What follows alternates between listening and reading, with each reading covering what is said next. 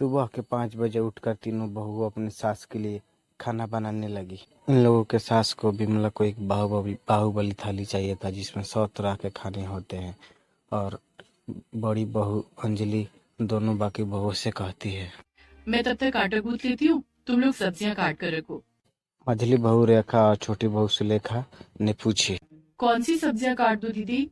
सभी 90 प्रकार की सब्जियां होनी चाहिए। ठीक है दीदी, जल्दी जल्दी करना होगा। माँ जी और ननद उठते ही खाने के लिए चिल्लाना शुरू कर देंगे।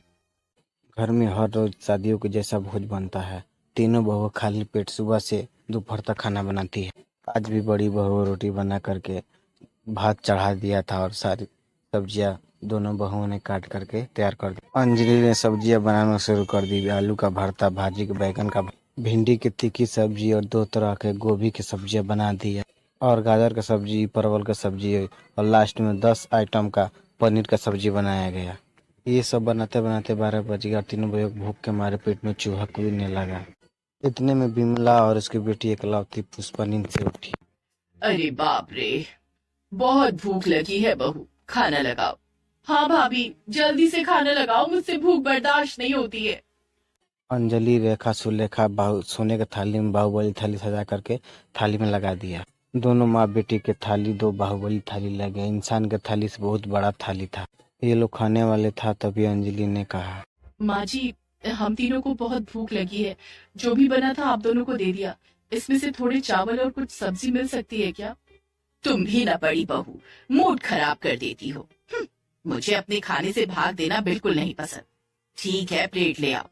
तीनों बहुआ थाली लेकर आई। विमला ने गिन कर 2 कौर चावल और 2 भिंडी का टुकड़ा थाली में रख दिया। ये क्या माँ, सिर्फ इतना ही? उसकी ननद पुष्पा ने कहा, अरे शुक्र करो कि तुम लोगों को खाना मिल तो रहा है। कितने लोगों को खाना ही नहीं मिलता है। हाय, मेरी बेटी कितनी समझदार हो गई है। मेरी बच्ची, चल बेटी खाना खाते हैं। विमला और पुष्पा दबा करके बाहुबली थाली के खाना खाने लगी। अब तीनों बहुआ खड़ा होकर के देखने लगी और इन लोगों के मुंह में पानी आ गया। फिर विमला ने कहा, तुम तीनों जाओ यहाँ से, हमारे खाने पर नजर दे रही हो। पेट खराब होगा हमारा। सुलेखा ने धीरे आवाज में कहा, इतना ज्यादा खाने से वैसे ही पेट खराब होगा। क्या क्या बोला है तुमने छोटी बहू? मैंने नहीं तो कुछ नहीं बोला। आप दोनों खाइए। विमला और पुष्पा भर भर के खाने लगी और मुट्ठी भर भर के चावल मुंह में ठूसने लगी। गाल पे सब्जी के दाग लगने की वजह से पीला पीला हो गया था और दोनों का पेट फूलने लगा और जोर जोर से पात भों भों भों भों मारने लगी। आह, अदमाने से पेट खाली होता है और ज्यादा खाना अंदर जाता है। तीनों बहू अपने कमरे में चली गई। पता नहीं क्या देखकर मेरे माँ बाप ने इस घर में मेरी शादी करवाई थी। वही मैं भी सोचती हूँ, इतनी कंजूस है हमारी सास। खुद के और खुद की बेटी के लिए बाहुबली थाली और हमारे लिए सिर्फ और सिर्फ गाली। रो मत पगली, हमें ही कुछ न कुछ करना होगा। विमला इतना कंजूस थी कि तीनों को पानी भी नहीं पीने देती और पानी के टंकी में ताला लगा कर रखती थी और पानी पीने के लिए भी विमला से उन लोगों को परमिशन लेना पड़ता था। इन तीनों को पति बाहर काम करने के लिए गए हुए थे। तीनों ने अपने पति के पास फोन लगाया और सारा कांड बताया। अंजलि के पति ने कहा, अंजलि, अरे अंजलि, तुम माँ और बहन के खाने को भी लेकर टोंट मार रही हो। नहीं नहीं, टोंट नहीं मार रही हूँ। मैं बस बोल रही हूँ कि हम तीनों को भी तो पेट भर कर खाने को दे। सुनो अंजलि, घर की बहुओं को ऐसे ही रहना पड़ता है। इस बारे में मुझे और कुछ मत कहना। एक दिन खाना बनाते बनाते सब्जी कम पड़ गई, इसीलिए अंजलि ने सास से कहा तो सास इसकी विमला गुस्सा में हो गई। आज सब्जियां कम क्यों है बहू? सब्जियां खत्म हो गई है माँ। खरीदने के लिए पैसे चाहिए और हमारे पास पैसे नहीं है। सब्जी कैसे खत्म हो गई? जरूर इन लोगों ने ही खा लिया है माँ। मारो इन लोगों को।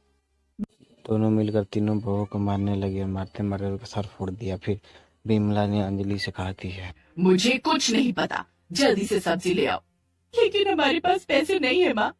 तो अपने मायके से ले आओ। वैसे भी दहेज में कुछ खास नहीं दिया था उन लोगों ने। विमला ने तीनों को मायके भेज दिया और अपने अपने मायके चली गई।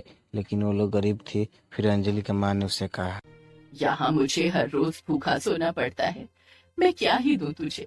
एक बकरी है, उसे ले जा। ठीक है माँ, वही ले चलती हूँ। अंजनी ले बकरी लेके आई और बाकी बहू थोड़ी थोड़ी सब्जी लेके आई और फिर से खाना बनाने। अंजनी ले बिमला और पुष्पा को सोने के गिलास में बकरी का दूध भी दिया। आहा हा, बकरी का दूध पीकर तो मजा ही आ गया। बहू, रात को खाने में क्या बना रही हो? सब्जी कम है माँ। फिर से कम हो गए? मुझे कुछ नहीं पता, भीख मांग कर सब्जियां लाओ। तीनों के घर से निकाल दिया गया और तीनों बैठकर रोते हुए रोड पर भीख मांगने लगी। साहब, साहब कुछ पैसे दे दो साहब। सास और ननद को खाना खिलाना है, कुछ पैसे दे दो।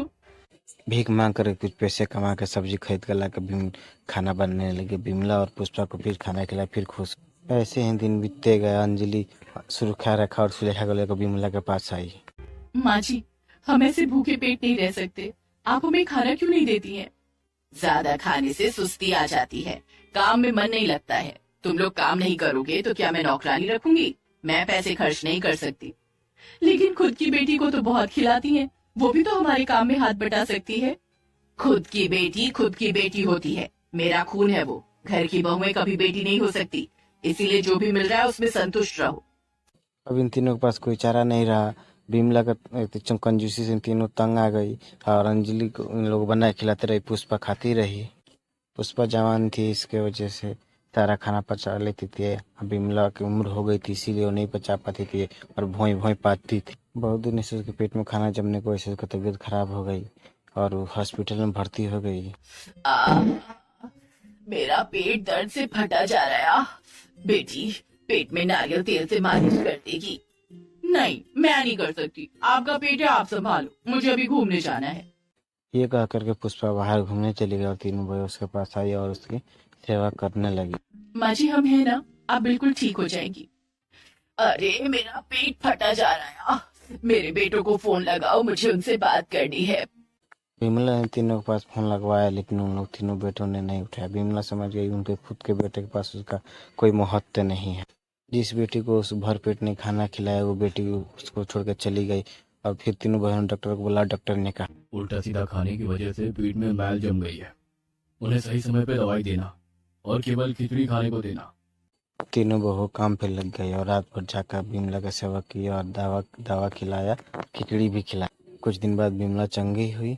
फिर उसके बेटी उसके पास आई और कहती है, माँ, तुम ठीक हो गई हो ना? अब मुझे पैसे दो, मुझे बाहर खाने जाना है। घर में सिर्फ खिचड़ी बन रही है। आज से मैं तुझे कुछ भी नहीं दूंगी। नालायक, अपनी माँ को मरने की हालत में छोड़कर भाग जाती है और फिर पैसे मांगती है। मेरी तीनों बहुएं ही मेरी बेटी हैं।